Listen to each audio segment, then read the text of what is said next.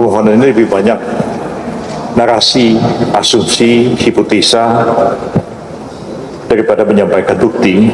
Yang dipersoalkan justru adalah persoalan dan adalah tindakan-tindakan dari pemerintah dan presiden yang tidak merupakan pihak di dalam perkara ini. Jadi ini saya kira ini pasti tidak akan diterima oleh Mahkamah Konstitusi. Ya, 90% surat permohonan itu memakai alasan bansos. Jawabannya hanya satu, bansos adalah sah, dan oleh karenanya jawaban kamu permohonan ngoceh lagi, ngoceh dan cengeng. Udah. Baik, assalamualaikum warahmatullahi wabarakatuh. Apa kabar teman-teman semua? Saya harapkan hari ini teman-teman semua sehat-sehat saja, dilancarkan puasanya ya, dilancarkan urusannya, dilancarkan segala persoalan-persoalan yang sedang dihadapi hari ini teman-teman ya. Baik teman-teman, kita setelah melihat apa yang terjadi kemarin di waktu di debat Mahkamah Konstitusi ya, begitu ada gugatan-gugatan gitu teman-teman ya, dari 01 sama 03 ini ditanggapi oleh tim kuasa hukum dari 02 yakni Pak Yusril Iza Mahendra, Otto Hasibuan dan pengacara kondang Pak Hotman Paris ya teman-teman. Jadi menurut mereka ini adalah bingung ya, apa sih yang digugat begitu teman-teman katanya. Yang digugat apa, yang dibahas apa ya, kita simak videonya teman-teman, langsung saja kita cus ke videonya berikut ini. Terima kasih rekan-rekan wartawan. Kami tim dari pembela Prabowo Gibran pada kesempatan ini akan memberikan sekilas pandangan kami terhadap pembacaan permohonan yang tadi secara berapi-api dibacakan oleh kuasa hukum dari pemohon nomor 1 Pak Anies Baswedan dan Pak Yahya Muhaimin.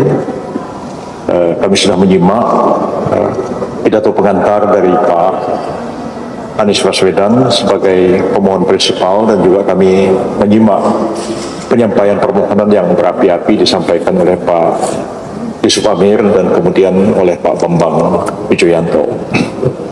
Saya akan memberikan tanggapan sekilas yang selanjutnya akan disampaikan oleh para wakil ketua yang hadir dan para senior yang hadir sini. Intinya sih kami menilai bahwa permohonan ini lebih banyak narasi, asumsi, hipotesa daripada menyampaikan bukti. Dan saya baru dengar dari Pak Kaligis tadi pagi, dia bilang narasi itu bukan bukti. Begitu juga asumsi itu bukan bukti, sesuatu yang harus dibuktikan. Begitu juga patut diduga dan sebagainya disampaikan tadi, sesuatu yang memang harus dibuktikan. Jadi lebih banyak opini yang dibangun, narasi yang dibangun, tertulis, tanggapan tertulis kami kepada Mahkamah Konstitusi. Secara umum tidak ada sesuatu yang sulit bagi kami untuk menjawab atau menanggapi permohonan itu. Oleh karena seperti yang saya katakan tadi, lebih banyak merupakan narasi, dugaan, patut diduga, dan lain sebagainya, bukan sesuatu yang merupakan fakta yang harus diungkapkan dalam persidangan.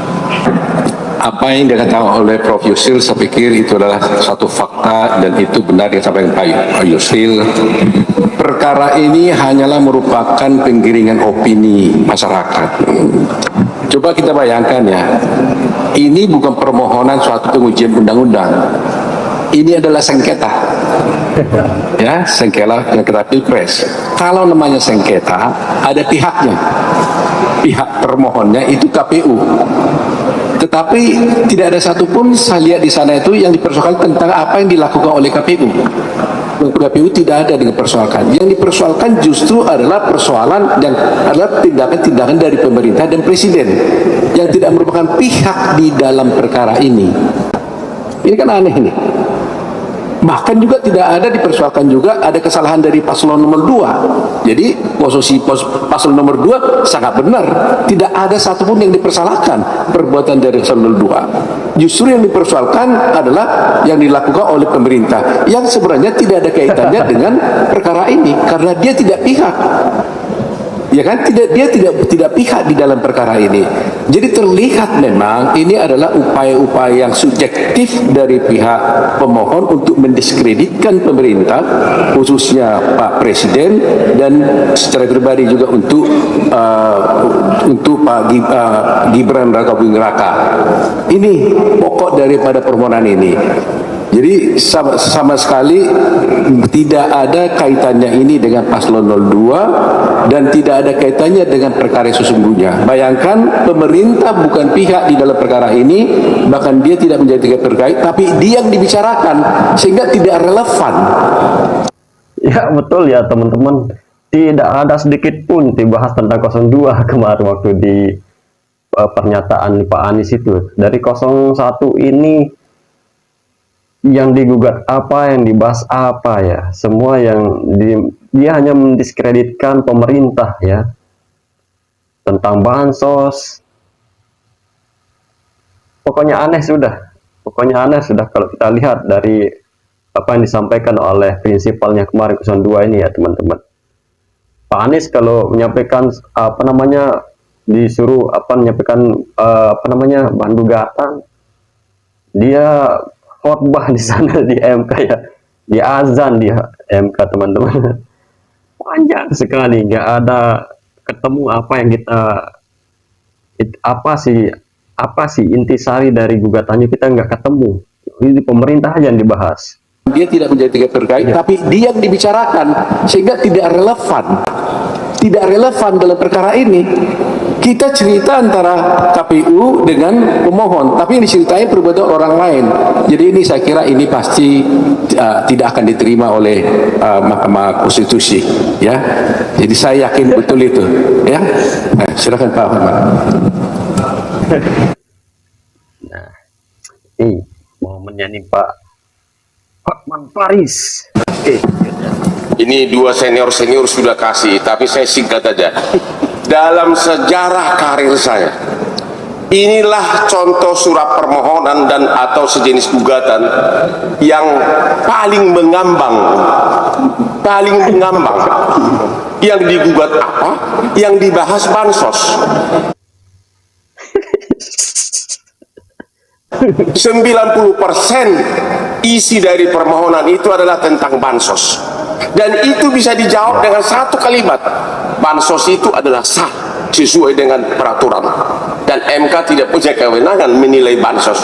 Jadi permohonan dari 01 ini sebenarnya cukup dijawab oleh satu paragraf aja, karena yang lainnya hanya ngoceh sana sini. Ya menyala ya, hanya satu: bansos itu adalah sah sesuai dengan undang-undang, karena kalau tidak sah KPK udah turun. Ya, 90% surat permohonan itu memakai alasan bansos. Jawabannya hanya satu: bansos adalah sah, dan oleh karenanya jawaban kamu permohonan kanya ngoceh dan cengeng. Udah. Panjang sekali ya penyampaian dari Pak Anies itu, sehingga kita juga mau yang mana sih kira-kira, itu nggak ada lugas-lugasnya ya. Apakah memang begitu cara orang cerdas yang menyampaikan sebuah poinnya gitu ya teman-teman.